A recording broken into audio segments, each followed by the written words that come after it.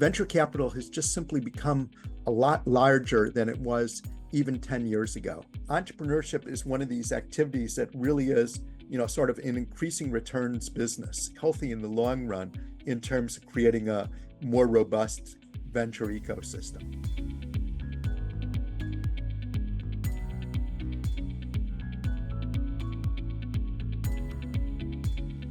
Hello and welcome to Leadership Dialogues under the aegis of the Global Business Summit, or GBS. At GBS, it is our constant effort to create conversations to script a tomorrow. Today, we have the distinct pleasure of speaking with one of the foremost experts in the world of venture capital and innovation, Professor Josh Lerner. As a leading authority in the field, Professor Lerner's insights into investment strategies, emerging trends, and the dynamics of innovation have shaped the way we understand and engage with the entrepreneurial landscape. With an extensive background in academia, Professor Lerner has been at the forefront of exploring how venture capital can drive transformative changes across various sectors. His research delves into the intricacies of venture capital markets and the impact of public policy on innovation and the evolving role of corporate investors. In this interview, we'll explore how topics such as the evolution of innovation, the factors influencing investment decisions, and the future of venture capital. Whether you are an aspiring entrepreneur, a seasoned investor, or simply curious about the forces driving technological advancement, you won't want to miss the valuable insights Professor Lerner will share with us today. Professor Lerner, welcome to Leadership Dialogues. Delighted to have you with us, and thank you for your time. It's a real pleasure to be here. Thanks for the invitation. Let me come to my first question. In your view, how have the dynamics of innovation evolved in the venture capital landscape over the past decade, particularly with the rise of tech-driven disruptions? Well, it's been a really extraordinary time in the sense that venture capital has just simply become a lot larger than it was even 10 years ago. Of course, that partially reflects the fact that a lot of people who normally didn't invest in it, traditionally didn't invest in it, for instance, many of the sovereign wealth funds and pension funds suddenly realized that this was having an incredibly transformative effect and jumped into the area. So the amount of capital available to invest was much larger. But we've also seen some, very dramatic changes on the technology side. And I think it's hard not to point to the rise of artificial intelligence is the biggest one of those, which has really created an opportunity, right, where we've seen this sort of tremendous progress in the ability to compute and analyze. And that's not just simply affecting the narrow high-tech industries of semiconductors, but is really spreading out across many industries around the world. Is there a difference, or do you see a difference in the venture capital ecosystem that exists in different regions or across geographies? Say, is there a difference in which the venture capital ecosystem views investments in Europe, US, or Asia? How is it different in different geographies? Well, we have seen a tremendous change, which is that when you look back to, for instance, the year 2001, at the beginning of the century, venture capital was almost entirely a US game. It was around 85% of the money went into the US. Most of the rest of it went to a few advanced economies like the UK, Israel, Japan, and so forth. And then you saw this rise from change from a unipolar world to a bipolar world. And you suddenly got this rise of a venture industry in China, so that by essentially 2019, the Chinese venture industry was almost as large as the United States is, but those two really dominated the scene. What we've seen in the last 5 years has been the rise of everyone else, that essentially venture capital has been spreading out like butter on a piece of hot toast. And we've seen, clusters of activity, not just simply in, developed markets, you think about Stockholm or Berlin as examples, but also in many parts of the developing world. And clearly India is no exception here, but we've also seen it in Africa and Latin America as well. Now, it is worth saying that the companies being funded are, somewhat different as you look across the geographies. And certainly you would not be surprised to hear that, many of the early companies that were funded in the emerging economies tended to be companies that were, in some sense, clones or duplicates or extensions of models that either worked well in the US or subsequently in China. But I think what we're seeing now is really a world where it really is multipolar, and we're seeing, essentially innovative ideas springing up, not just simply in Silicon Valley or Shenzhen or Shanghai, but really around the world today. Right. Interesting that you bring up India. How does the world see India as uh, a possible investment destination? Well, I think that when it comes at least to the realm of venture activity, you'd say there's some, very good news and perhaps some challenges. On the very good news, of course, you say, what is there? There's clearly a lot of very smart, well-trained people. There is, a well-developed software services industry. And, there's also a sense of economic growth and vitality in a way that, those of us in the West can only envy, right? And I think clearly the another consideration we can say is that as investors look for growth and are increasingly nervous, at least those in the West, about putting money into China, uh, India looms very large on their radar screens as a place to put venture capital to work to find companies in high growing environments. I think, at the same time, there are some challenges, and, clearly one of the biggest challenges relates to exits, right? That in some sense, the venture capital investment is the easy part, putting the money in the ground. The hard part is getting the money out and hopefully making 5 or 10 times your money. And for that, clearly having a robust public market where you essentially can have not just simply companies going public, but where there's a lot of liquidity, institutions investing, and so forth, is a really essential part of that process. Right. So, what would be your advice to either startups in India um, or how can India possibly be in this game in a much better way? Yeah, it's a great question, and I think it's probably not something where there's, one easy answer. I think that in some sense there's a lot India has a lot of advantages compared to, we see countries around the world today trying to go about the process of encouraging developing their venture industries. And certainly India is in a very good place relative to most of them. I mean, even if you compare India to China, when China was at the same level of GDP to per capita, the Indian venture industry is considerably more developed. I guess, certainly keeping in the theme of what we talked about before, one of the areas that I know the, government has paid attention to, but probably deserves more attention, is that of trying to do more to sort of make it easier for second tier markets for businesses to list on them, and to really encourage the pool of domestic investment in these areas. I think one of the challenges we see around the world is that, many countries have tended to rely on the Western investors or the Mideastern investors for the bulk of their investments in venture funds. And part of the challenge there is that this tends to be what we call hot money, right? When things are good, they'll rush in, but when things aren't so good, they'll go the other way.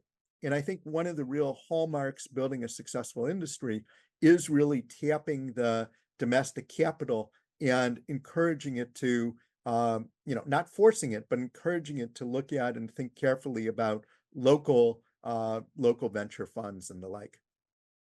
Now, coming back to global investments and um, the way venture capitalism is moving, we also see the participation of large corporations in venture capital. Now, how do you see that relationship between corporate venture capital arms and traditional VCs evolving? How is it panning out for the future? It's a great question. There's, I think, again, a one hand and another hand. The good Mhm. news, of course, is that corporations are investing with a variety of goals in mind, right? That part of what they want to do is get a nice return, but obviously they're also trying to get, a window on new technologies, get some strategic insights, potentially identify acquisition candidates and the like. So as a result, they're sometimes willing to plunge in when purely financial investors aren't. And, particularly when it comes to categories that we sometimes call tough tech, or areas that are, more, don't lend themselves as easily to, quick returns as software. So we're thinking about things like semiconductors or advanced materials, or many of these areas. Corporations often do a lot of the heavy lifting because of that strategic motivation that's there. So I think they certainly have a potential to play a very valuable role in the ecosystem. What are the challenges? I mean, part of it is, of course, that, as an entrepreneur, you don't want to be wholly beholden to a corporation, precisely because of the fact that they've got these, strategic goals. And ultimately, the job of the corporate venture managers is to do what's good for the corporation, not necessarily what's good for the startup. So, often it seems to work best in the US context, where they're a player, they're an actor, but they're not the leading actor, right? They're sort of a bit part, putting in 5 or 10% of it, not necessarily sitting on the board, but providing crucial support along the way. I think the other thing is that, at least what we've seen in the West, is that corporate investors can be a little, I guess the American word would be flaky, right? They come in, they go out, they read about all these corporate venture investments in a business magazine and get all excited. And then they read that venture capital is having problems and they run away. We know that corporate fads are often part of the territory. So in a way, again, this is probably partially experience and education, but getting them to be a long run actor rather than just somebody who jumps in when everything is going well and the market is hot. There's a large role of public policy. In your opinion, what do you think public policy should, I mean, what role should public policy play in encouraging innovation and ensuring that venture capital and venture capital funding is accessible to a broader range of entrepreneurs? This is a question we could talk about for many days because it's so important, but also complicated. I Yeah. guess I will emphasize what I regard as really important point, that we see politicians around the world, and we're no different in the US than anywhere else. One of the things they love doing is handing money to companies or to venture capitalists. At least in the US, they always make a really big check and they take a photograph handing the very big check to the entrepreneur or the venture capitalist, and it gets in the newspaper and everyone's really excited. But in a way, the most important thing, I think, in many contexts is the stuff that happens before that, by which sometimes I call setting the table, which is to say, not necessarily cooking the food yourself, but making sure the table is all ready for it.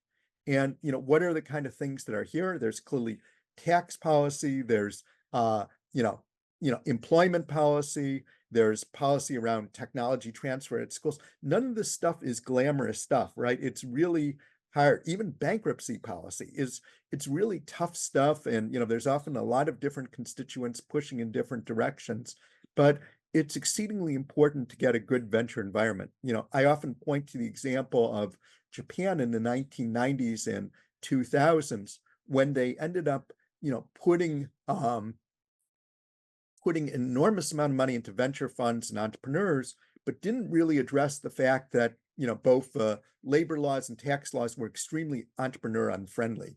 So as long as the government was pumping money in, you had a bunch of activity. But as soon as the austerity struck and they had to dial that back, they went from like the 4th largest venture industry in the world to the 30th largest almost overnight. That it almost was a entirely artificial venture industry being propped up by the government, because the environment for being an entrepreneur was so difficult. It wasn't that the Japanese weren't smart or entrepreneurial. It's just the environment was just one which had been so unfriendly, and the government hadn't done the hard work of addressing that. I think one other thing I'll mention while we're at it is this sort of spirit that, I've fought a lot with people in our own current administration about, but, Chairman Mao had this saying, let 100 flowers bloom. Yeah. And I think that's actually, even though he probably wasn't very interested in entrepreneurship policy, it actually is very applicable there. I think certainly one thing we see in the US, and I think in a lot of other countries, is this feeling that the way to sort of do things is to sort of take some huge pot of money and give it to some company to do something and everything will work out there. And I think we've seen this. I mean, in the Obama administration, there was this huge investment in Solyndra and A123 battery, all of which sort of went belly up. It's not that they deliberately chose a bad company. It's just it's really hard to figure out which the best companies are. And so I'm very much in favor of the idea of saying, take whatever public money you're going to give to entrepreneurs or venture firms and really spread it out, widely, rather than just saying, here is one project or one company, and we're just going to make a big bet there. Right. I think promoting ease of doing business and losing some control just to create an environment of entrepreneurship would do well for governments and for economies around the world. What is your take on that? Absolutely. That in a lot of ways, I think it's fair to say that entrepreneurship is one of these activities that really is, sort of an increasing returns business. If you have some people doing it, they serve as a role model for others, and others will follow. I mean, we see this at, for instance, US universities when it comes to professors spinning out companies. All it really takes is a couple professors spinning a company out, and the other professors look at that and say, hey, I'm just as smart as that guy. I can do it too. And you suddenly get this sort of process of, a virtuous cycle where other people emulate it. And I think this is so important in terms of saying, let's just sort of get the top spinning, get the snowball rolling down the hill, whatever metaphor you want. And then it often sort of grows on its own part, and try to create those clusters of really high potential entrepreneurship. Wonderful. Thank you. Thank you. I hope governments across the world listen to what you just said. There's another very important conversation that's current and contemporary, which is um, about sustainability and impact investing. Mhm. Um, how is the venture capital community adapting to the growing emphasis on sustainability and impact investing? And what challenges do you see in aligning financial returns with social and environmental goals? Really interesting set of issues. So this has, traditionally a lot of the discussion was about ESG was really in the public markets, not in the private markets. And in as much as there was sort of discussion of social impact in the private markets, and more focused on the big old buyout funds saying, did you cut jobs? Did the companies go bankrupt and so forth? And venture for a long time was, sort of relatively, not scrutinized in this regard. However, in recent years, there's been, much more discussion. Part of that has been triggered by a sense that, not all technologies are wonderful things, right? And whether we think about, the way in which, social media has ended up, distorting teenagers' lives, or how, authoritarian regimes have used facial recognition to, you know, uh, you know, quell dissent and so forth. There's a lot more questions being asked about saying, these are really cool sounding new things, but what really are their social impacts? Now, so I think this is an area where there's a lot of interest here. It's just still at a very early stage. And I think part of the problem is really the measurement thing, right? So you think about something like rideshare and you say, well, on the one hand, rideshare is great, right? That there are all these people who are, let's say a mom who's got kids in school who can go and do driving from, 10 o'clock to 2 o'clock, and she can get a bunch of income that she couldn't get otherwise. On the other hand, we also know that ride sharing has had, a negative effect on the taxi industry and so forth. So how you actually go measuring the pros and cons, the fact that, I can now get an Uber at Harvard Business School. When I used to call for a cab, I'd have to wait for half an hour. There's all this complicated calculus here that's really hard to figure out what really the social impacts of these things are. So in a way, probably most of the attention has been on a little bit the easier end, but at least as a place to start. One of which is that we've certainly seen more interest in impact funds. So funds that are deliberately focusing on investing in education or clean tech and so forth. And in most of these cases, they're saying, look, I'm still going to try to get financial returns, but you might have to give up a little something to do this. But but you'll know that your money is going into areas that are really not just simply financially attractive, but also socially important.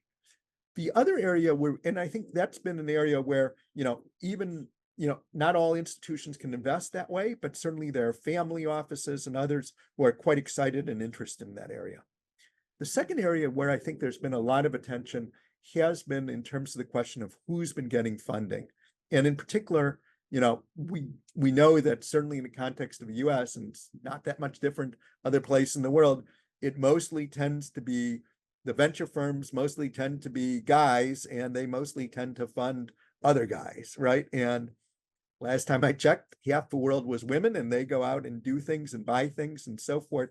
And it's hard not to feel that nature of the industry, it sort of led to a real skew in terms of what businesses were being funded and where innovation was taking place. And I think that certainly in the context of, the US, that's been an area which is getting much more attention in terms of saying, why is it that most of these venture firms, what constitutes diversity is that you have one person who graduated from Harvard Business School and another person who graduated from Stanford Business School, and that's it. Everyone else looks and seems exactly the same. Why isn't there more diversity in terms of who's making the investments and who's getting funded? So those are at least two areas where we're seeing more of these ESG considerations figuring in. But I suspect that, as your question suggests, this is an area where venture capitalists will face many more questions, and there's going to be a lot of interest in innovation going forward.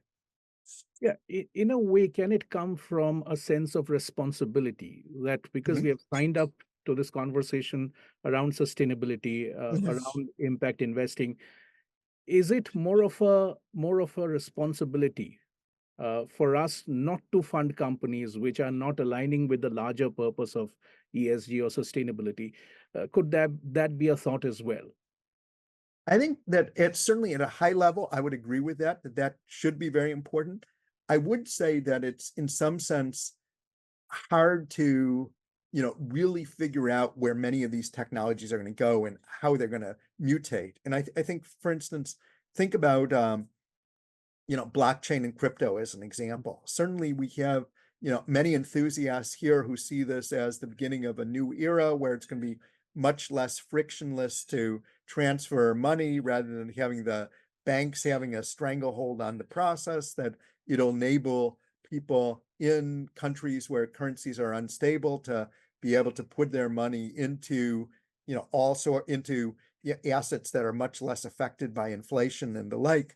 You can certainly tell a utopian story there, but we also know that there's been a dystopian side of it, whether we think about, scammers like FTX or else people using Bitcoin for nefarious purposes and evading the kind of controls that would be the case if they were transferring currency. So I think one of the things that makes it hard is that this is complicated. I think you could say the same thing with AI, where you can imagine that many of the applications are really revolutionary and very positive, but in other cases may have some broader social challenges.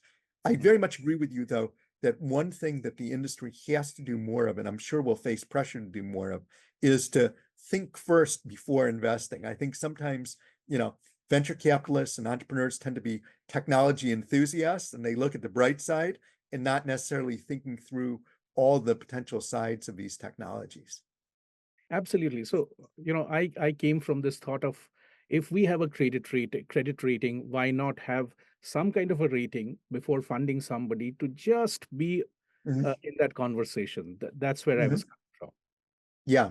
No, I think that this is an area where I think we're going to see a lot of innovation taking place and a lot of attempts to both try to better measure, first develop frameworks for thinking about it and then really creating measurements and getting access to it. It's an exciting area, and I suspect we're going to see a lot of innovation going forward there.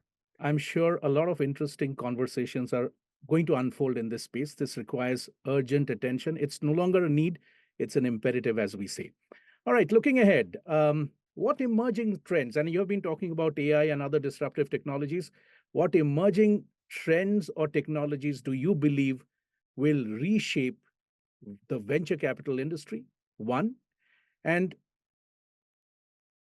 how should investors prepare for these changes?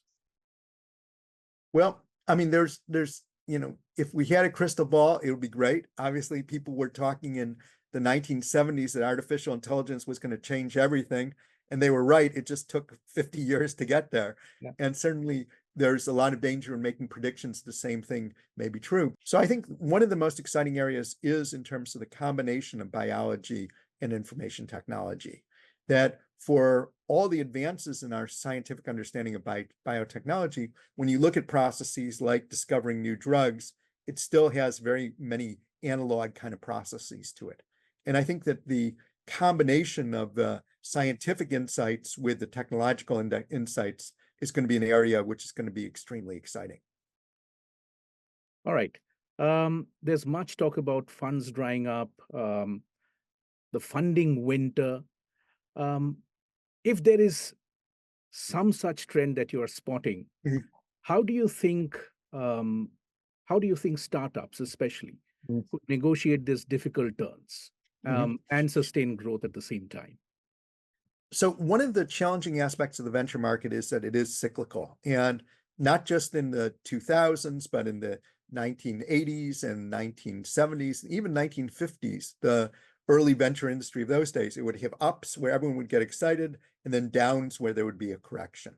And when we look at what happened globally, we know that, years like 2020 and 2021 were, the COVID years were ones where there was a tremendous amount of enthusiasm about venture capital. And when he had a huge amount of money flowing into it, in part because there was so much frenzy in the public markets in many places in the world as well.